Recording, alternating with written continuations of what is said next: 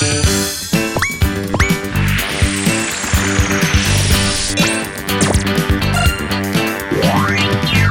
食报卖啊！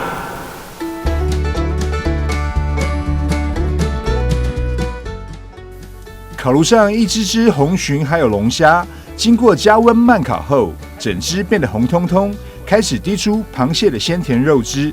隔着画面，仿佛都能闻到香气，令人食指大动。炭烤的不一样的是，有一种它的那种香味，比较原汁原味的甘甜。那这个是蛮特别的一种木炭的香味。秋天正是螃蟹最肥美的季节。这间位于台南后火车站前锋路上的府城烧烤家，老板蔡玉玲每天凌晨3、4点都会到鱼市挑选当天现抓的鱼货，为的就是要让消费者品尝到最鲜美的炭烤海鲜滋味。秋冬的时候，9月份就很适合吃螃蟹。然后因为螃蟹大部分其实在台南或是在台湾各地，大家都是用清蒸的，或是用炒的，或是像台南比较有名就是做红鲟米糕。可是呢，我们烧烤就是全部用烤的，而且我们是整只就去用烤的。然后我们的红鲟呢，就是选有卵的。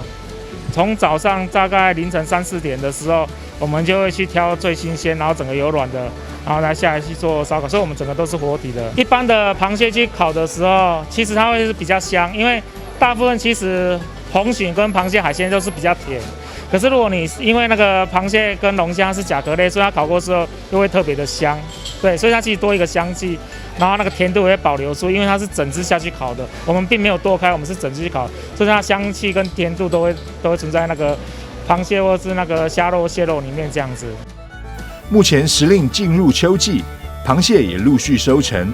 府城烧烤家这种整只去烤的霸气料理方式，除了特别以外，更是希望消费者能品尝到螃蟹真正的原味。当然，除了当季的螃蟹与龙虾，店内还有安平新鲜的蚵仔以及其他的海鲜料理。也因为食材都是当天新鲜现抓，所以滋味特别的鲜美，也难怪整间店满满都是想尝鲜的人潮。记者张硕维，台南报道。